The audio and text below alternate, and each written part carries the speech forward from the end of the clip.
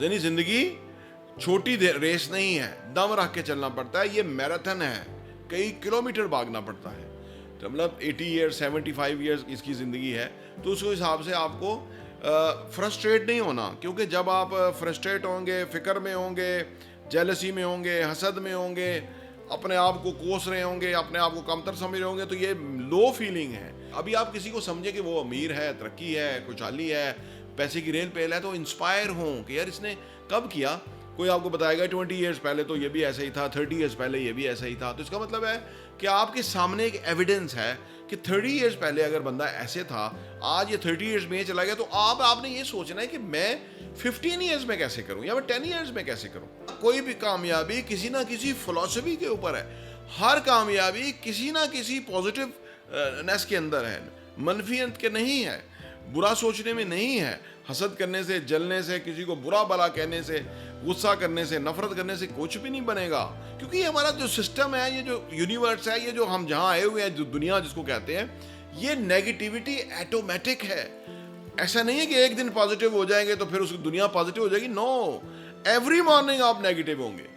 आपको उठना होगा, उठ के अपने आप को अल्लाह के यहाँ जाके सजदा रेज होना होगा, दुआ करनी होगी, एक्सरसाइज करनी होगी, कुछ अच्छा पीना होगा, ड्रिंक करना होगा, फ्रूट खाना होगा, सब्जियां।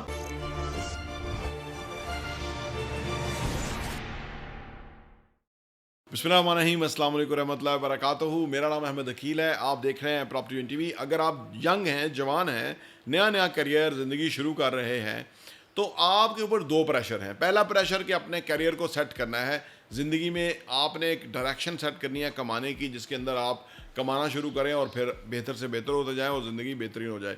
दूसरा प्रेशर आपके ऊपर यह है कि लोगों के पास एसेट्स हैं, लोग रिच हैं, लोगों के असासे हैं जो उनको कमा के दे रहे हैं, तो वो असासे आपने भी बनाने हैं। ये डबल प्रेशर होता है शुरू में, लेकिन इस प्रेशर को अपने ऊपर बहुत ज़्यादा हावी नहीं करना। उसकी वजह ये है कि जिन लोगों के आप एसेट्स वगैरह देखते हैं, जायदाद है, प्रॉपर्टी है, असासे हैं, उनकी आमदनी आ रही है, तो उन्होंने पहली बात यह है कि ज़िंदगी में काफ़ी सारा काम करने के बाद इस मुकाम को उन्होंने पहुँचे हैं। आपको भी नज़र आ रहे हैं, लेकिन वो काफ़ी पहले से वो करते हुए आ रहे हैं।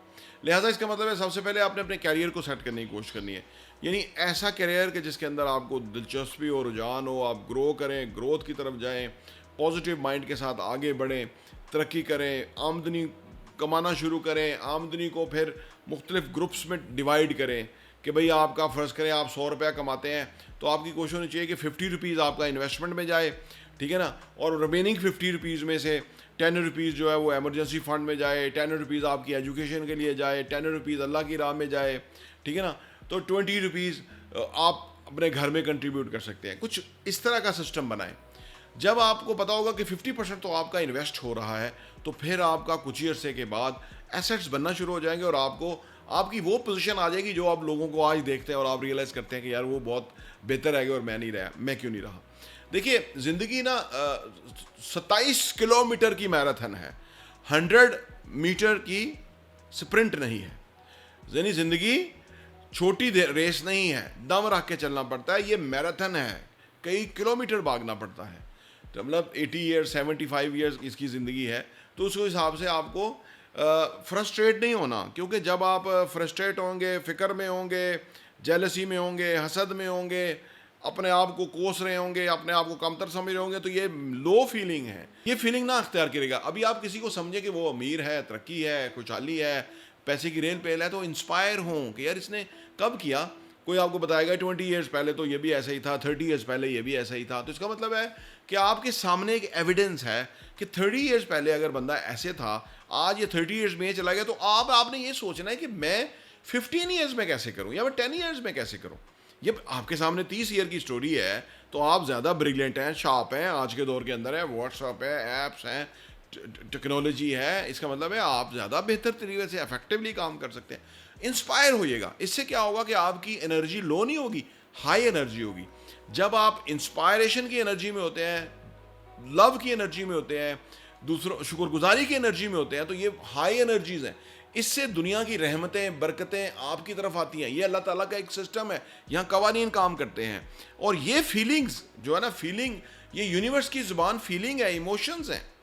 जिस फीलिंग के ऊपर होंगे वैसा ही आपके साथ होगा। अगर आप नाशुक्री के लेवल पे होंगे तो और आपकी नौकरी जाएगी, और तरक्की नहीं होगी, और बेरोज़गारी आएगी। लेकिन अगर आप शुक्रगुजारी के लेवल पे होंगे तो और आपके पास बरकतें, रहमतें आएंगी, पैसे बढ़ेंगे, प्रमोशंस होंगी, है ना, बोनसेस, ये सारा कुछ जब होगा। तो लिहाजा ये इसको बारीक बीनी से समझे। ये यंग लोगों को अगर ये समझ आ जाए ना बात, यकीन करें करोड़ों अरबोपति बन जाएंगे, ज़िंदगी ही बदल जाएगी। ज़िंदगी में बड़ी मुश्किल से ये चीज़ें सीखी हैं हमने, ज़िंदगी में गलतियाँ करी हैं, उसके बाद चीज़ें सीखी हैं, अब उसको अडेप्ट करते हैं तो फर्दर बहुत अच्छे रिजल्ट्स आते हैं और आपके साथ शेयर करते हैं, ठीक है ना। क्योंकि कुछ भी, कोई भी कामयाबी किसी ना किसी फाउंडेशन के ऊपर खड़ी हुई है, कोई भी कामयाबी किसी ना किसी फिलॉसफी के ऊपर है।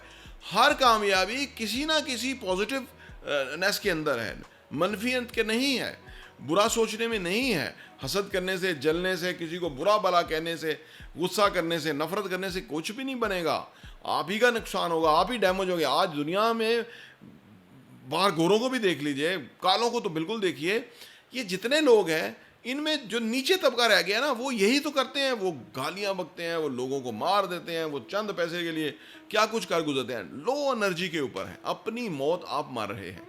अगर वो वहाँ से उठ के लोगों के लिए आसानियाँ पैदा करना शुरू करें, लोगों की ज़िंदगियों में वैल्यू ऐड करना शुरू करें, और वहाँ भी मिसालें हैं, वो लोग बहुत कमा सकते हैं, उनकी फ्रेंचाइजीज़ हैं, उनकी बिजनेसेस हैं, उनकी प्रमोशन ग्रोथ है, उनके यहाँ पैसे हैं, उनके वेल्थ है, उनके यहाँ अबंडेंस है।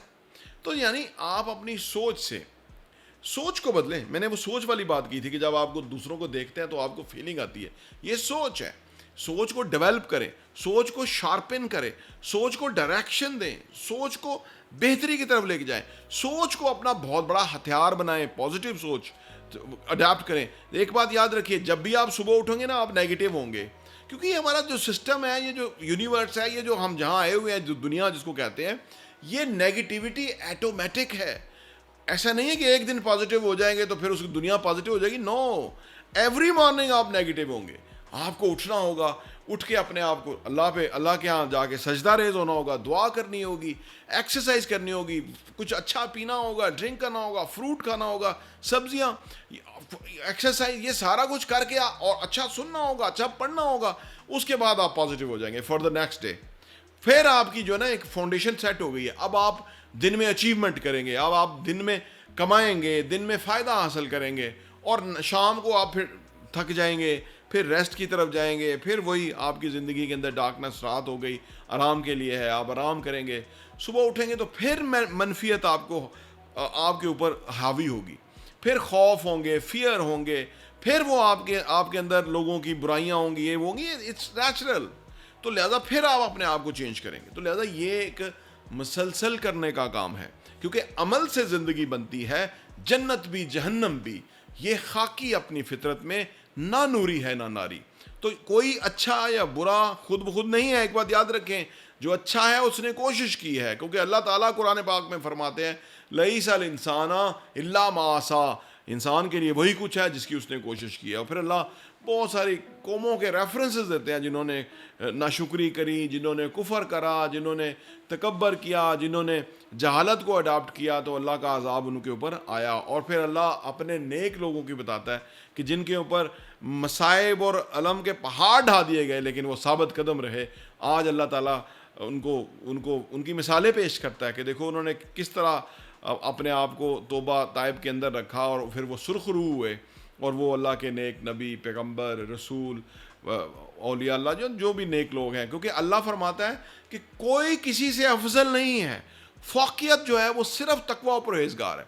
यानी मेयार परहेज़गारी का है। अगर कोई रिस्पेक्टफुल है तो वो परहेज़गार जितना है उतना अल्लाह के यहाँ उसकी इज़्ज़त वक़ार और उसके अंदर है। तो लिहाजा ये चंद बुनियादी बातें हैं, मैंने सुबह मैंने सोचा आपसे शेयर करूँ। ये मेरी ज़िंदगी का बड़ा ख़ास बातें हैं और मैं इसको अडैप्ट करता हूँ रोज़ाना बेसिस के ऊपर, और मैं आपके साथ शेयर कर रहा हूँ। प्रॉपर्टी टीवी देखने का बहुत बहुत शुक्रिया।